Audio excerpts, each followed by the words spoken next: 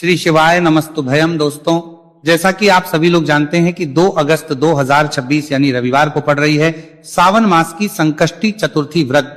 और दोस्तों, यह वह तिथि है जो सावन मास में पड़ने वाली सबसे बड़ी तिथि है, क्योंकि यह रविवार के दिन पड़ रही है और इसका बहुत ही बड़ा और विशेष महत्व होता है।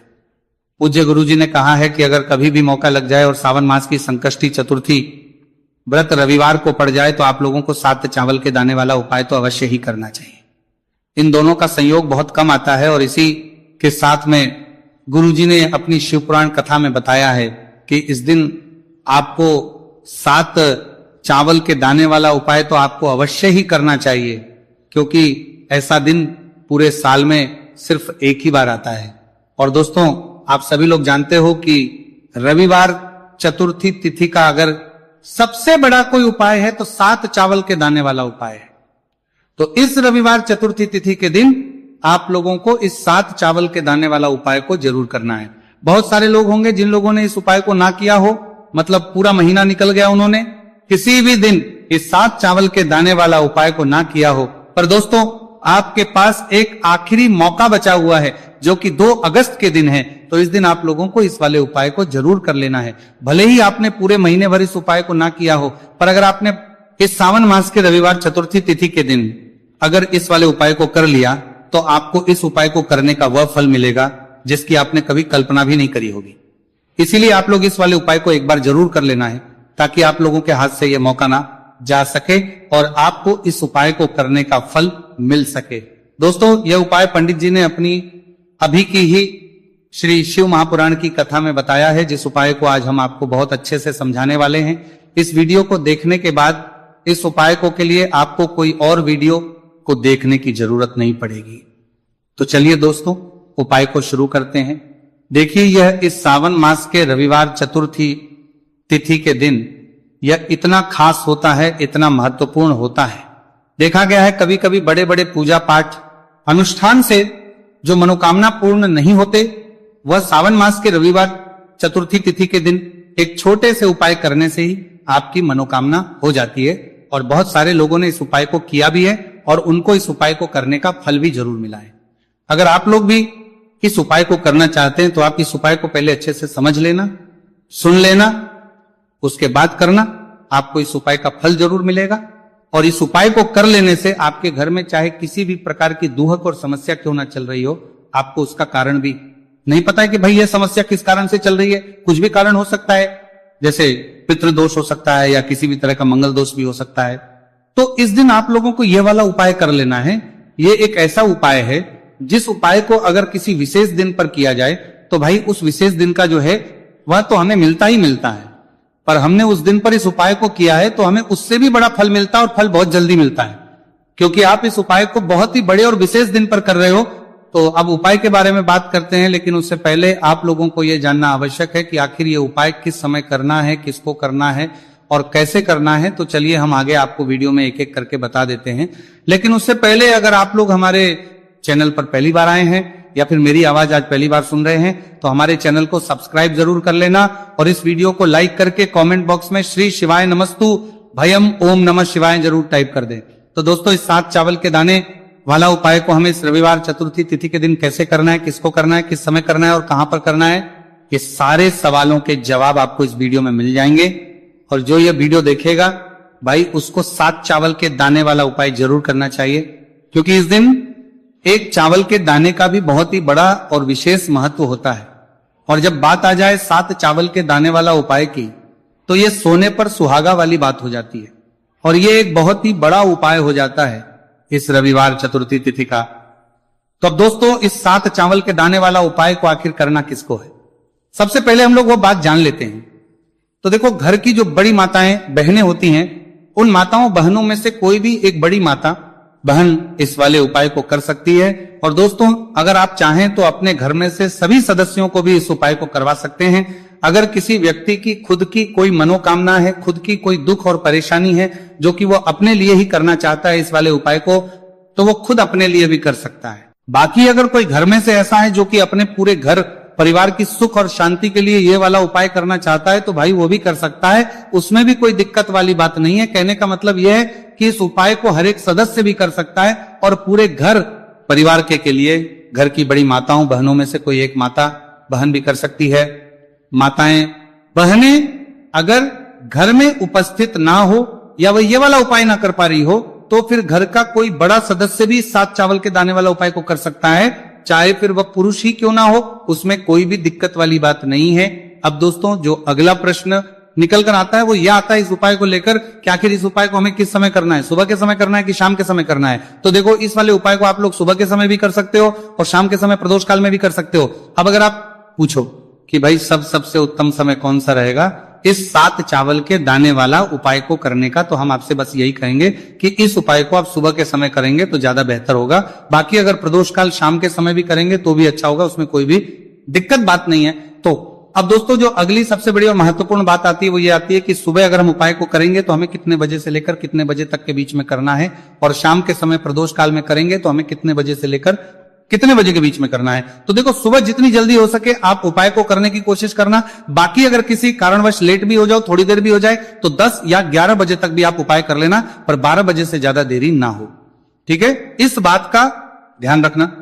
उसके बाद में दोस्तों अगर शाम के समय प्रदोष काल की बात करें, प्रदोष काल का जो समय है होता है वो शाम के 6 बजे से शुरू हो जाता है। मतलब शाम के 6 बजे से लेकर 7 बजे के बीच का जो समय होता है यह समय प्रदोष काल का समय होता है। तो आप इस उपाय को 7 या 8 बजे के बीच में भी कर सकते हो। मतलब शाम के 6 बजे से रात 8 बजे के बीच में आप कभी भी इस वाले उपाय को कर सकते हो, उसमें कोई भी दिक्कत वाली बात नहीं है।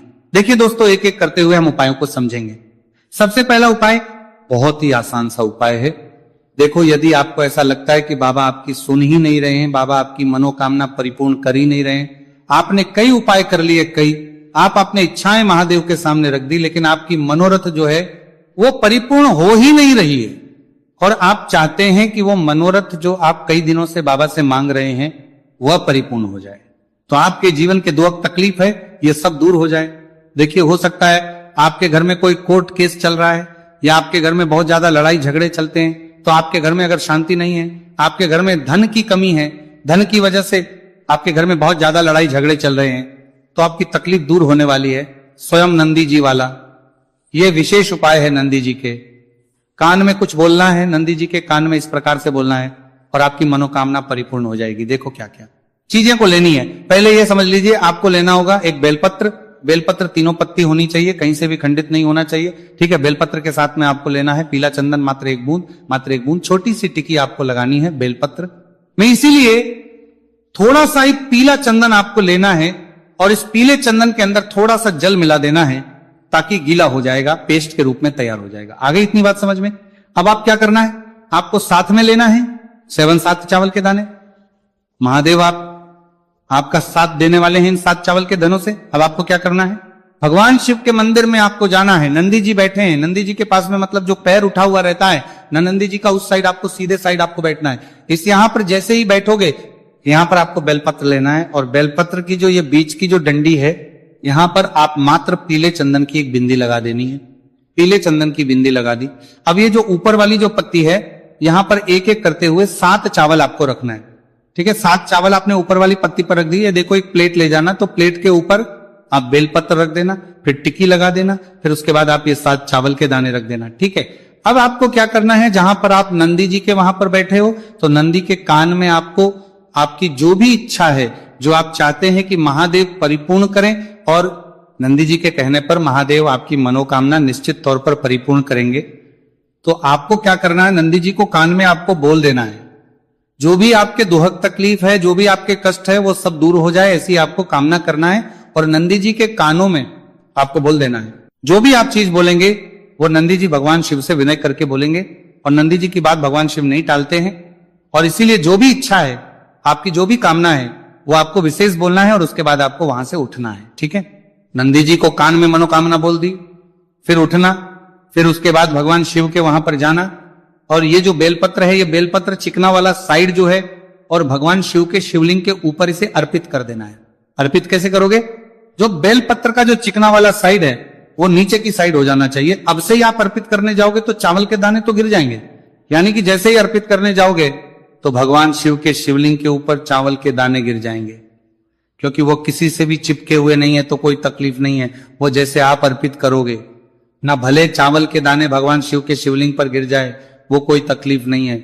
बस आपको ये जो बेलपत्र है ये आपको उल्टा अर्पित कर देना है, यानी कि जो पीला है भगवान शिव के शिवलिंग पर स्पर्श होना चाहिए और इस प्रकार से आपको अर्पित कर देना है।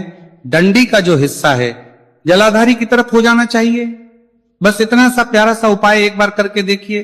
निश्चित तौर पर महादेव आपकी जो भी मनोरथ है, जो बाबा से आप कई दिनों से मांग रहे हैं, वह निश्चित तौर पर परिपूर्ण हो जाएगी। आ गई इतनी बात समझ में? देखिए अब हम बात करते हैं दूसरे उपाय की। देखिए यह उपाय जीवन ऊर्जा का है, रविवार का दिन है और चतुर्थी तिथि है। अगर आपके जीवन में बहुत ज्यादा अंधकार है, अगर आपके घर के जो बच्चे हैं बहुत ज्यादा सोचते हैं, या आपके घर में कोई भी ऐसा व्यक्ति है बहुत ज्यादा सोचता है, डिप्रेशन में रहता है, तनाव उसको है, तो तनाव को मुक्त करने के लिए यह उपाय है।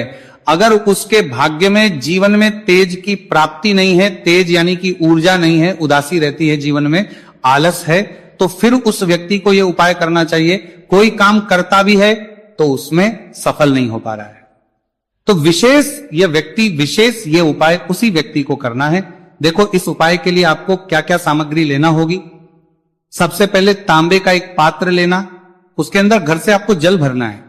अब इसी जल के अंदर आपको लाल चंदन डालना है। एक चुटकी डालें, थोड़ा ज्यादा डालें, जितना आपको डालना है आप डालें। लाल चंदन जो होता है वो तेज की वृद्धि करता है। रविवार के दिन लाल चीजों का उपाय करना बेहद शुभ होता है, और हो सके तो लाल रंग के कपड़े पहन करके अगर आप ये उपाय करेंगे ना तो और भी शुभ होगा।